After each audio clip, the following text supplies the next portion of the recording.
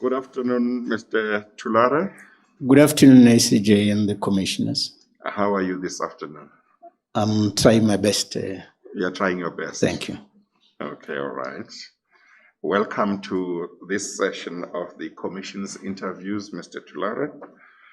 And thank you for availing yourself for consideration for appointment as a judge of the Western Cape Division of the High Court. You hold 3 degrees, is that right? That is correct, ACJ. It's a B.Juris degree, it's a Bachelor of Law, and a Master of Laws. And you got all of them from UNISA? That is correct, ACJ. Yes. You got the B.Juris in 1996, you got the LLB in 1998, you got the LLM in 2002. That is correct. I see that you said the LLB is a Bachelor of Law. You didn't say it's a Bachelor of Laws. Is that because it's not the normal LLB? It's a Bachelor of Laws. Plural. Yes, in the plural.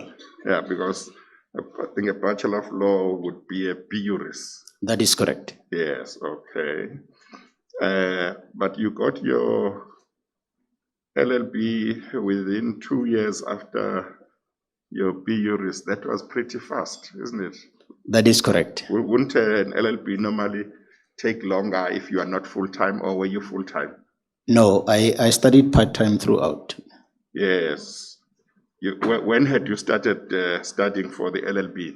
In 1997? Immediately after my B.Juris, I commenced with my LLB. And immediately after my LLB, I proceeded with my LLM. Sure, that was quite, because UNISA's LLB used to take quite some time for people who were not, who were working. So you did it quite quickly. Thank you, ACG. Yes, okay. Now you have been to this commission for interviews a few times, is that correct? This is my 3rd time, ACG. This is, okay. It's not many times, it's just at that time. Yeah, okay, no, that's fine. That's fine. Now, you started your working career as a general laborer at SA Breweries, is that right? That is correct. In 1989? Yes. In 1989. And you remained in that company up to 1991? Yes. And then in 1991, you were appointed as an interpreter in the Department of Justice? That is correct. And you continued in that position until 1996, when you decided to go and do articles, is that right? I became a prosecutor from being an interpreter, ACJ, between 1996 and 1999, and then I went to serve articles in 1999. Oh, you're in the questionnaire. You, after interpreter, you indicated that you were a candidate attorney from 1996 to 1999 at Dupree and Goes Incorporated. If it reflects so, it must be a mistake, I have to say. But you'll see through the attachments that yes, I was a court interpreter, and then I became a public prosecutor. Yes. And I went to serve articles, and then I became a magistrate. That's the path of travel. Oh, okay. And you didn't put the prosecutor here. You must have forgotten. But you say in the attachments, there is something that indicates. Yes, attached to my application, the path of travel, I made sure that I make copies of the documentation that I have, supporting documents, ACJ. Yes. And then you were appointed as a magistrate in 1999, is that right? That is correct. I started acting in 1999. I was appointed permanently in 2000. Oh, okay, yeah. Okay, well, here it reflects magistrate from 1999 to 2005. Yes. Yes. Okay, and then you were appointed as a senior magistrate from 2005, and you held that position until 2016. That is correct. And you appointed chief magistrate from 2016 to date. Yes. And in the different levels as a magistrate, were you exposed to civil work? Yes. Adjudication of civil cases? That is correct. When I joined the magistracy, I was appointed as the magistrate for Johannesburg. Yes. Now the magistrates courts for Johannesburg has got what one may call specialist functional areas. When you work in the civil courts, you do exclusively civil litigation. And that's why I started. Yes. And subsequent to that, I also got involved with judicial training. I trained other magistrates in civil litigation. The commissioner should also recall that I also mentioned that when the Department of Justice took a decision in the project that they call Taking Justice to the People, converting courts in townships which dealt exclusively with criminal law to introduce civil and family, I went to establish those courts. In particular, Soweto, Davidton, and Mamelodi. I trained magistrates in civil and family and also recommended their appointments to the minister. And they are, as we speak, courts that do all services of a magistrate's court.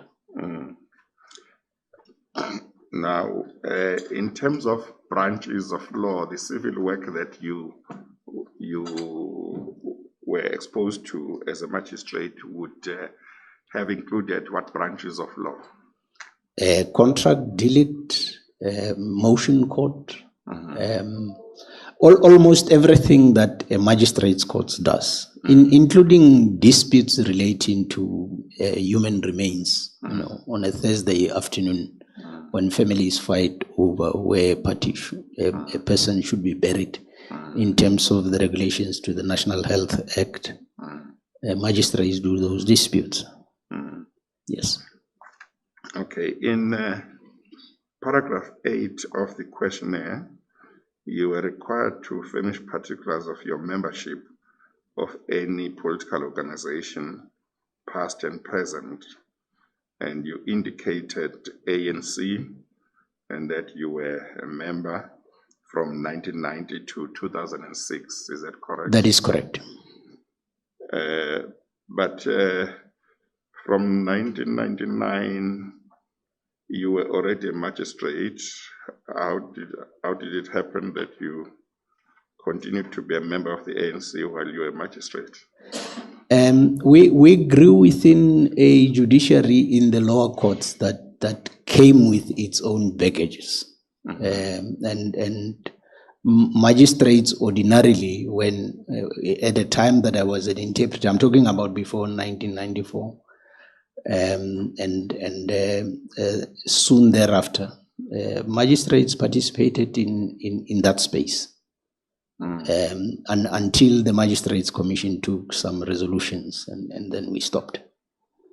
Yes.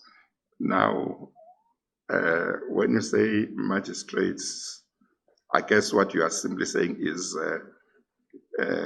for a certain period, magistrates, it was common for magistrates to be members of political parties. Exactly. I can just give you an example, ACJ. During the referendum, whether South Africa should go into a constitutional democracy and what, magistrates openly wore Conservative Party and National Party colors to courts. That's the space and the magistracy that I observed. Yes.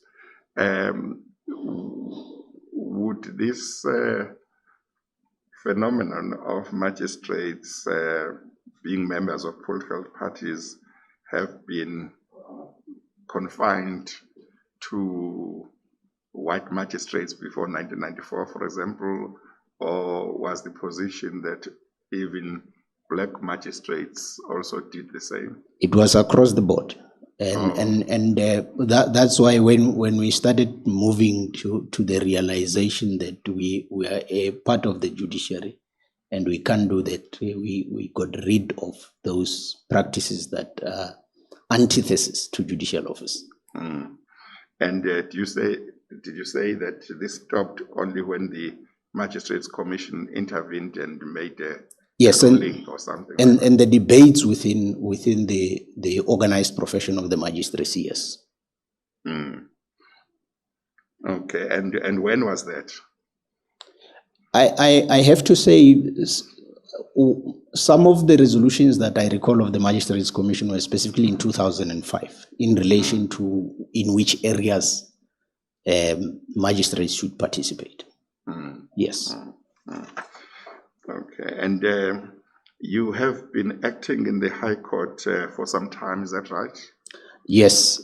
As of now, for both Johannesburg and Cape Town, I would have acted. I'll be in my 10th term because now I'm acting currently in the Western Cape. I'll be in my 10th term.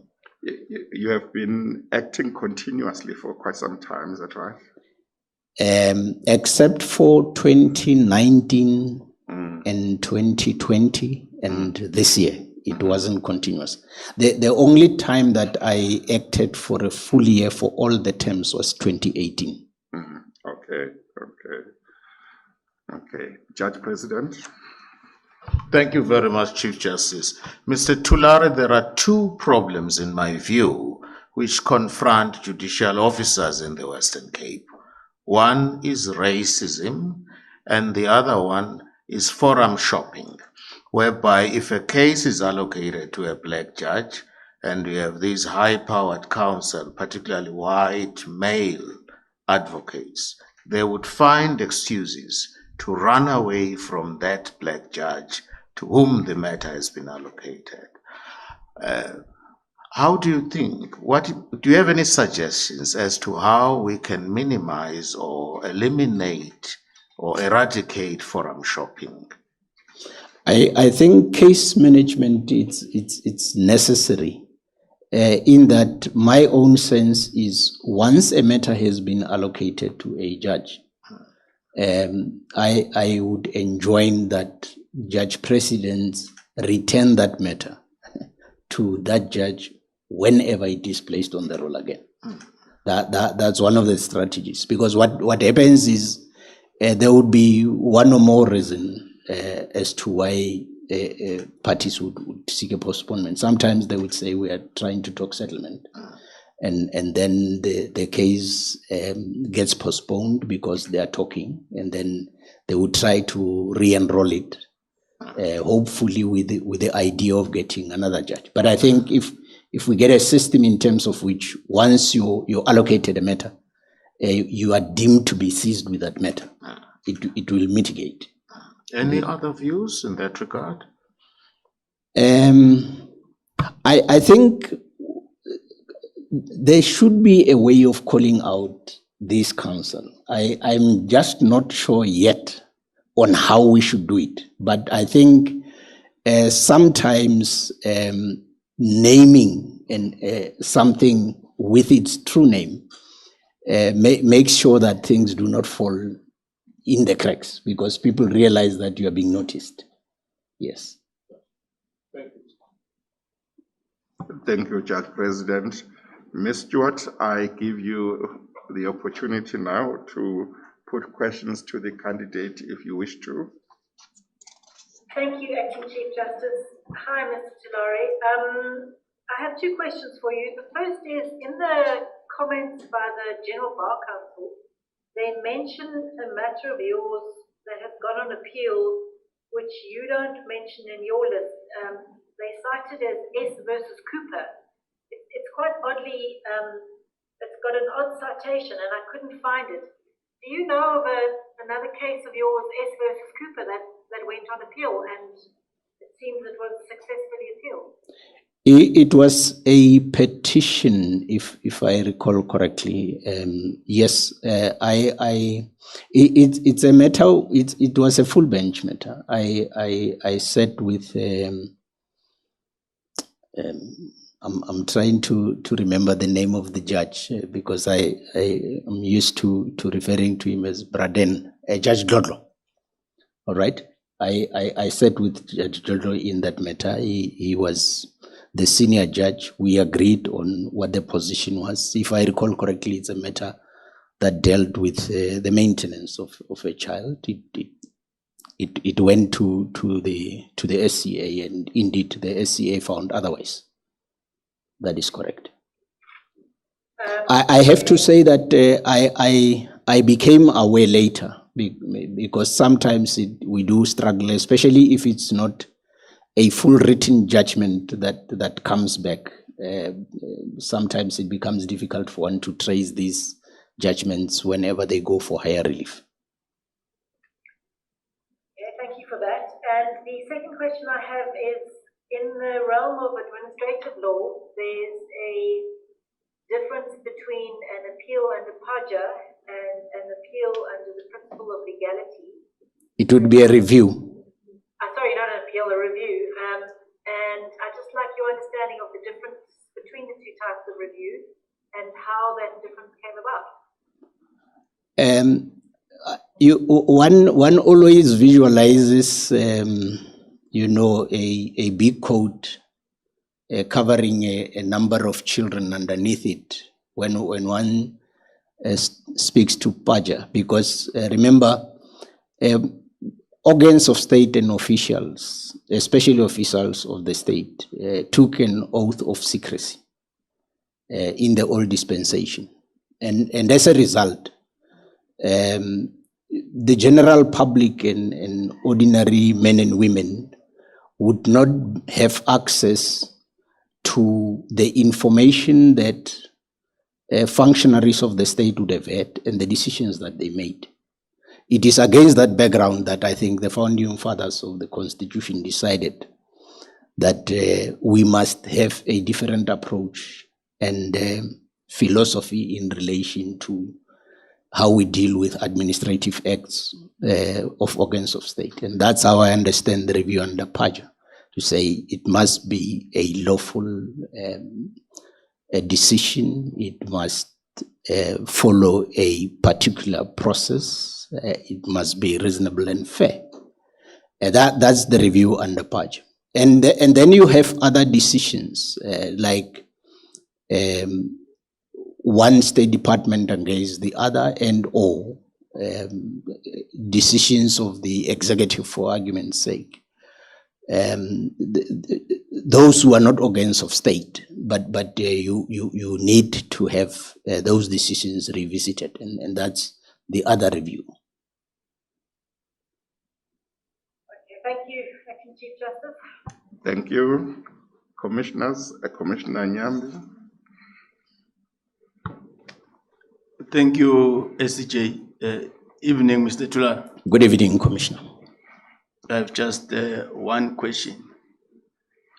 As SCJ has indicated that we have interviewed you 2 times in the past, probably something that you think is significant that we must consider that might have happened then and now that will make you to be one of those to be recommended this time around?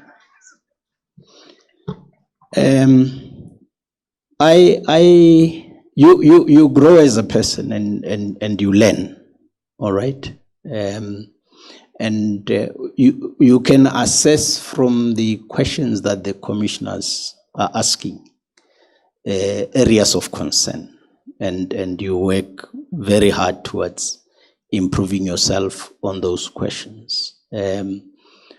I do not regard myself as a person who's beyond correction, and there are lessons that I have learned from the questions, some of them critical, that have come across through the past 2 interviews. And I have grown as a person. I have grown as a judicial officer.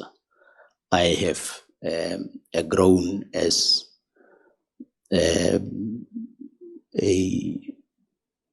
state official. Thank you, Mr. Thulare. Thank you, SCJ. Just as a follow-up on that, on Commissioner Nyamba's question, I would encourage you, if you are comfortable with this, that where you think you may have done something that deserves correction, and you think you have realized it, that you feel free to share that with the Commission. I say that because although I wasn't here in the April interviews, I've read a part of the transcript. So I'm not asking you to do anything you are not comfortable to do, but I'm just saying, if there is something that you might have looked at and said, look, maybe this I could have handled differently, I just want you to encourage you to consider doing that. You understand that I'm not saying do anything you are not comfortable to do. Yeah, no, I'll touch on one thing which is very important for judicial office, and which I gathered was an area of concern, and that is the speed with which one delivers judgments, especially in urgent matters. I do not want to sound to justify the judgment that was the subject matter of discussion, but I approached, for instance, the position from the fact that degrees of, insofar as I understand the law, there are degrees to agency. In the example that I gave, where parties come and argue over who should bury, you can't take a month to decide. You have to decide within a short space of time. And I had occasion to deal with a matter which came, it was property that was seized related to allegations of proceeds of crime. And the matter came before me because the person whose property was taken claimed that they want access to some of the funds to deal with, to cover their maintenance needs, as well as funds for litigation, including provision for the possibility of an appeal to the Supreme Court of Appeal, including to the Constitutional Court. And because this was, the maintenance part didn't give me problems, but the area related to whether funds should be released, and if so, at what quantum and what criteria one should follow in determining that, I took time around that. And that related to the criticism that was leveled against me in relation to that. And I've learned from that to say, look, an urgent matter is urgent, and perhaps one should reflect on these matters and make sure that it is a concern. I've also watched some of the interviews, not only during this session, but in the previous sessions, and I've seen that it is a theme of the commissioners that judgments should be delivered expeditiously. And that got to me. I got the message loud and clear, Acting Chief Justice. Thank you. Minister? Yeah, no, thank you very much, Magistrate Thulare. Good evening. Good evening, Mr. Yeah, for sure you have seen that we have been here since Monday, and today it's a Friday evening. Seeing you coming at this time excited me, because in the last interview I heard for the first time that you can sing very well. So I thought we will be woken up. My question, Magistrate, is my question relates to, I see that one of your stints, you worked for the South African breweries. Yes. And during this period of COVID, as government, we had a lot of back and forth with the liquor industry. Yes. What is it that you think, if you are brought into the judiciary, you will be able to help this country with in terms of your interpretation in relation to responsible drinking of alcohol and the manner in which you will deal with matters that might relate to this industry that will promote responsible behavior with regards to alcohol, because most of the social ills, it has been proven, does come from this. And I'm sure when you work for the breweries, you have some, you may not be having an expertise, but some general knowledge, and you might still be interested in this industry. Minister, one observation that one makes in relation to alcohol and to an extent also drugs generally is that the criminal justice system's response, in my view, tends to be inappropriate. And I think there's one judgment that forms part of the pack where I hold this view that whenever a person comes to court and the person is convicted of what one may call a social ill and or perhaps an illness, a punitive sanction does not help, in my view. So you need to put in programs in place, psycho and social interventions to deal with the abuse of alcohol and drugs. And noting that government ordinarily does not have loads of cash to deal with that.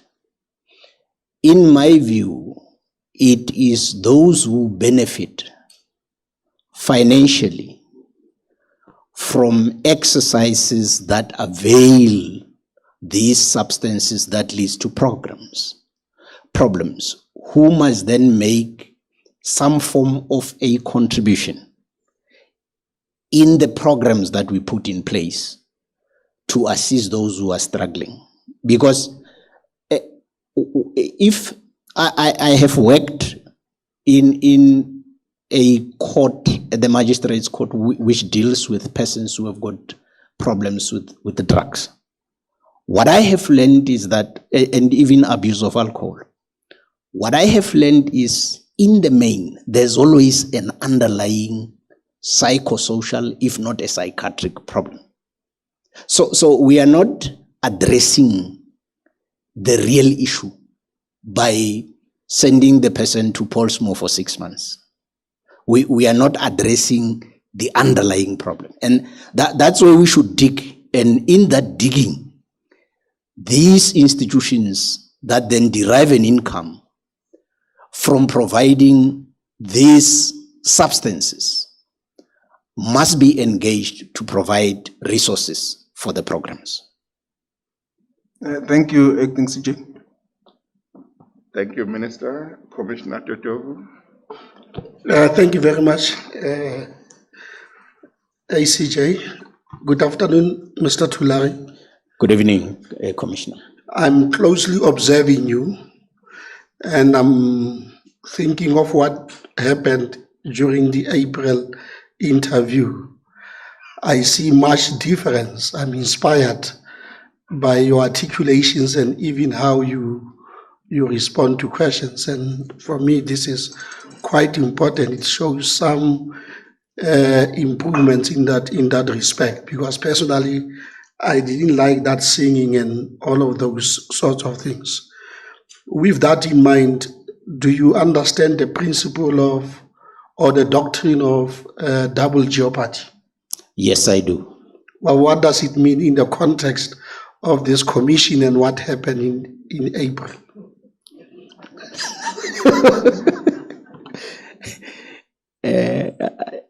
Can I ask your protection, ACJ? In that sense, I meant that let bygones be bygones. I was not in April. It's okay, you can't be punished 2 times for the same crime. All right, thank you. Thank you. It's okay. Sorry, SCJ, that is on condition that he gives us a live performance. Commissioner Mpofu? Thank you, DCJ. If you want a lawyer, I can represent you.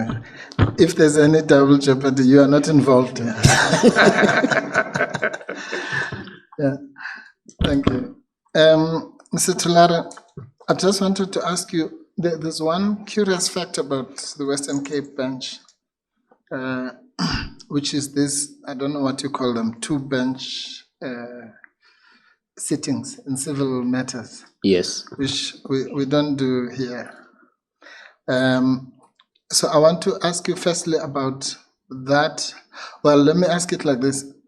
Here we develop skills to ask 2 questions and make it look like 1 so that the DCJ doesn't detect it.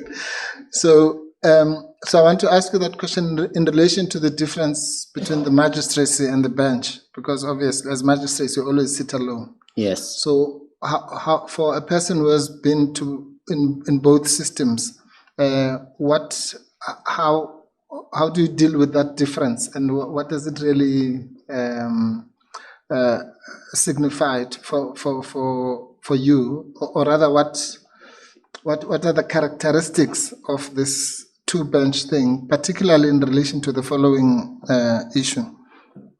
What happens when you differ, if the 2 persons hold a different view? Because we know that one of the reasons for the odd number configurations, full bench 3, SCA 5, Concord 11, theoretically, is to use that for the tie breaking, as it were. In the 2 judge bench, how do you deal with those?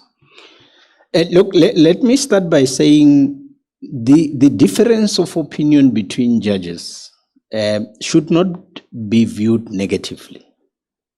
It is quite enriching, not only for the judges themselves, but for our jurisprudence.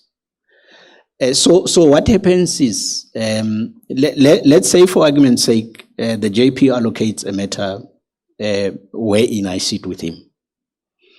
I would read the papers, and once I have formulated a view, I inform him as the senior judge to say, JP, I'm ready. And then we engage. He obviously leads the discussion, but the crux of it is to determine what my view is and whether in fact we agree. Now, where there's a difference of opinion, there is engagement first. All right. It's not a question that I stand by my position and he would stand by his position and that's it. We try to see if actually I can understand the world from the doorway he's standing, and whether I can take him to the window where I'm standing and he can see the view, because the views are different. It is only in instances where after that engagement and that exercise, we can still not find each other, that he will have to make a decision on the way forward, whether to constitute an entirely new bench altogether or to add another judge so that we are 3, and then we'll go through this same exercise. If it's an additional judge, we'll give the judge an opportunity to read, and once that 3rd judge has made up a view, and then we come for the conference, we discuss. All right. And obviously, there's generally no 3rd view. There are only 2 views to a question. So one of us would be outvoted. And that would be the decision. And then it goes to the writing then. If I feel strongly about my view, I'm obviously going to write a dissenting judgment on the understanding that the other judge agrees with the JP. So they would write their view, and I would also write my view. And that, as I say, difference of opinion between judges should not be viewed in a negative light, to say they don't know what they are doing. It's actually enriching, and it's asserting. It's a demonstration to South Africans that we actually apply our minds and think independently on the papers before us. And yes, the follow-up is the experience of coming from a bench where you always sit alone versus sitting in a panel. How do you transition between those two? Yeah, in the beginning, it's a little bit strange, especially where you find that it's easier where you agree with the judge. But when you hold a different view, and especially as a junior judge, sometimes you reflect and reflect. It's only when you have written the third draft personally. It is only when I have my third draft and I still cannot agree that I would stand by my position. Okay, thank you, Chair. Thank you. Commissioner Mpofu, is a follow-up another way of disguising two questions? To get a third question. Commissioner Nochesi? It's just a follow-up. Tell me on this, there's something that traveled. Is it permissible for judges to then, in the context, to discuss matters among themselves? There is nothing. I have to be very careful here, I think, in the context of the climate where I find myself.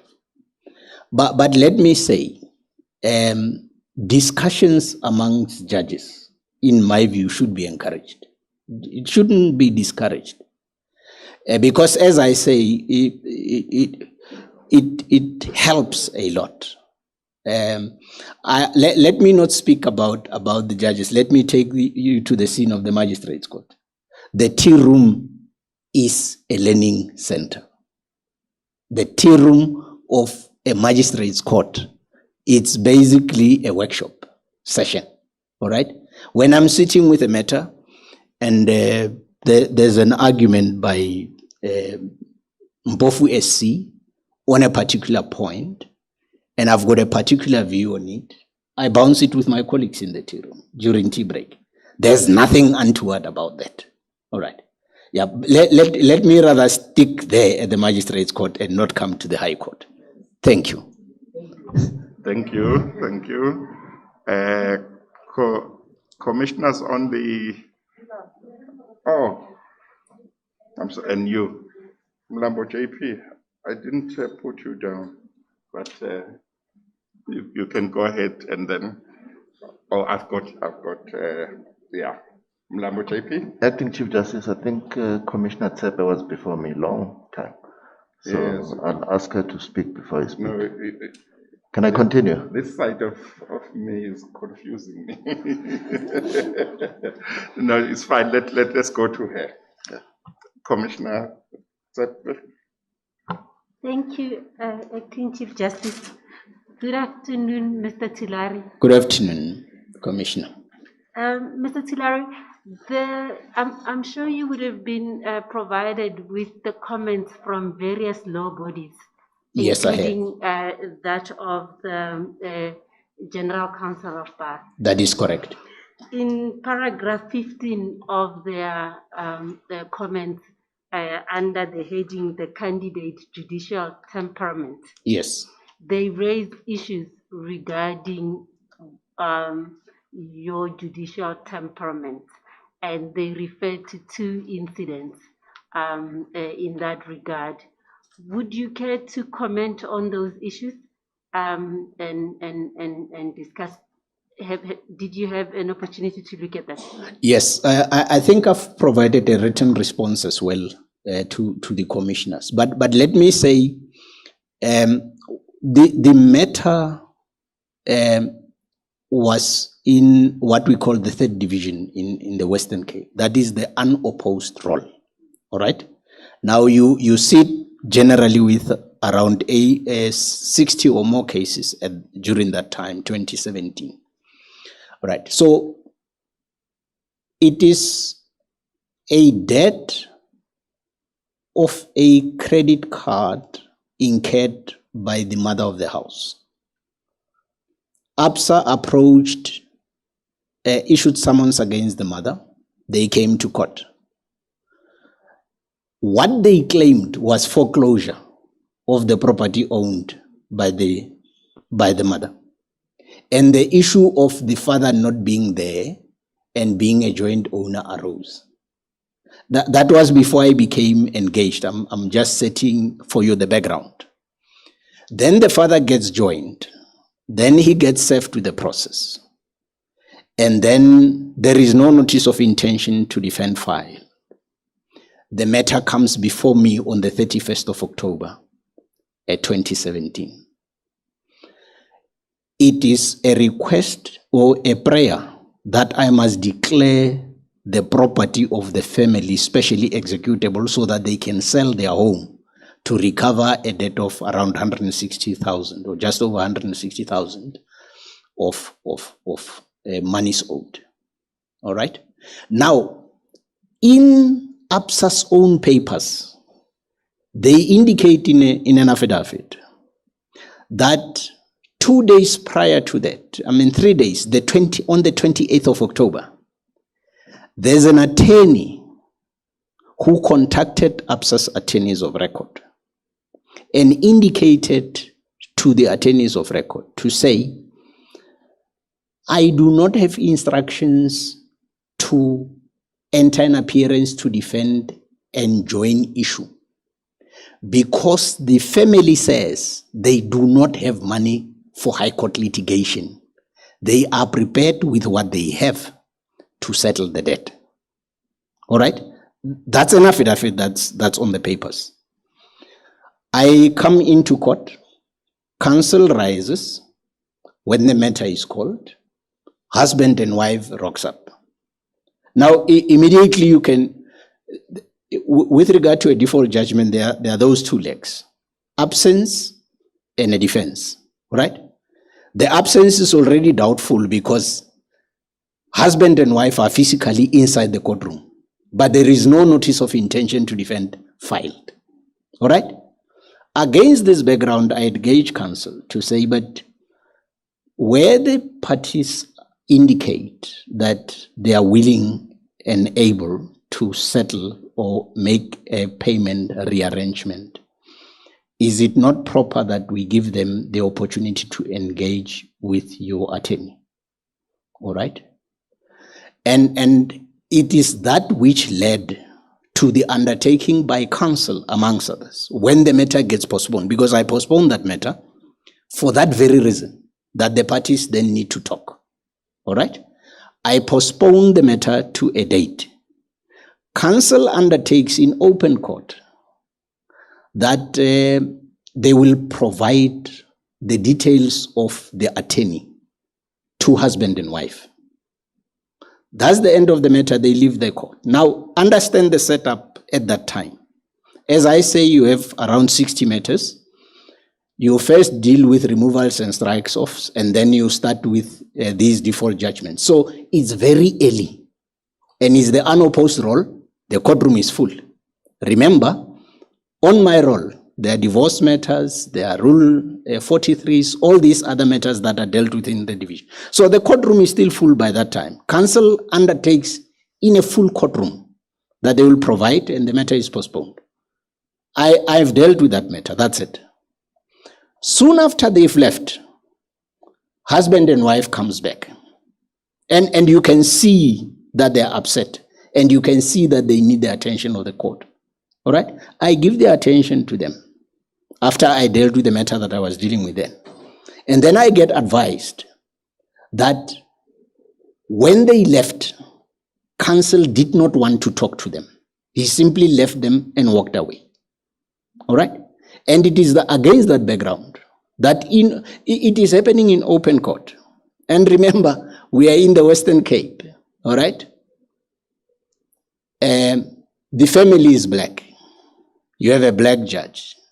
Counsel is white. All right? And this is the treatment against the background of South Africa. All right? I know, and that is why I made a comment to say the legitimacy of the court processes, the decorum of the court, and the trust of court officials, it's bigger than Daniel Thulare and Lauren Bosman. So I indicate to them to say, if that's what you have experienced, I do not expect what you are reporting to me from an officer of the court. And I apologize to you if that is what you have experienced. But what I can suggest to you is the matter stands postponed to the 31st, or I think it was the 10th of December or somewhere around, to say the matter stands postponed to that day. Make an effort to first go to the bank, and the bank will indicate to you who their attorneys are if they can't help you themselves with your offer. And also go back to the attorney that you had talking to APSA's attorneys so that the matter can be taken forward. That was the end of the matter. All right. The next day, I got to know through the registrar that Van Rooyen SC wants to see me, and she wants to come with Advocate Bosman. And it's in relation to discussing what happened the previous day. I did not understand that to be a complaint against my conduct, because I can tell the commission now to say, had I understood that I was actually the subject matter of that meeting and my conduct for doing what I did, I would have said, well, I've got a leader. I want the judge president to know. But because for me, it was something that happened outside the courtroom, and the advocate wanting to explain to me what had happened in the presence of a senior counsel who's involved with training, I didn't even deem it meet to inform the JP about it. We spoke about it, and for me, that was it.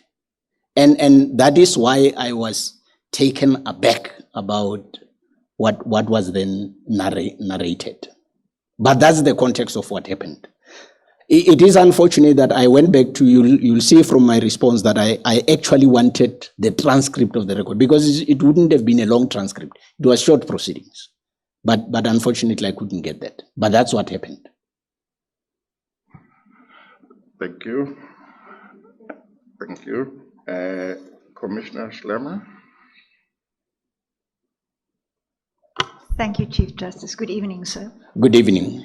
I just want to ask you about something that you said when I think it was Commissioner Dudor who asked you whether you have kind of reflected on everything that went past in the last two interviews. And then concerning the delayed judgments, you said that you looked at some of the previous interviews and you realized that it is important for the commissioners.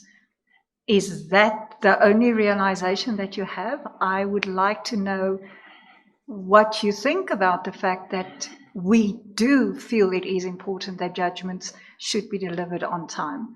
I just want to know what your sense of that is, because your answer didn't tell me that you really reflected as to what the meaning is of delivering judgments late. No, I have accepted the sense of agency, and I've learned from that. That's what I conveyed to say. I had moved, as I indicated, to say I had moved from the premise that there are degrees of agency. You know, there's something immediate, and with a matter that's a little bit that needs some time, because I have to state this. I wrote a full judgment on it. I just didn't give an order to say I'll write reasons later, which is a practice that I don't necessarily like, which is perhaps what I ought to have done, to give an order and then provide the reasons later. All right, I wrote a full judgment, and the judgment was accepted because it was never taken anyway, which means I explained the position as I understood it. But the point that I was trying to make was to say, I have taken note that judgments should be delivered expeditiously. And that message got across loud and clear. It's because justice delayed is justice denied, sir. Yes, that's true. Judge President Mlambo. Thank you very much, Acting Chief Justice. Good evening, Mr. Thulare. Good evening, JP. Just a basic question, if you don't mind. You're sitting in the Western Cape Division of the High Court, you're doing a trial, and you're confronted with irreconcilable versions. How do you approach the matter? How do you deal with it? If it's two irreconcilable versions, Yes. then I go on to assess the truthfulness of the versions and the credibility of the witnesses. And if I find that on the balance of probabilities, the plaintiff has proved their case, I will find in their favor. If I find that they didn't, I dismiss. Thank you. Commissioners on the virtual platform, any questions? CJ, I'm covered. Thank you. Nobody else? It looks like, thank you. It looks like we have come to the end of this interview. Thank you very much, Mr. Thulare. You are now excused. Thank you, SCJ, and good evening to everyone.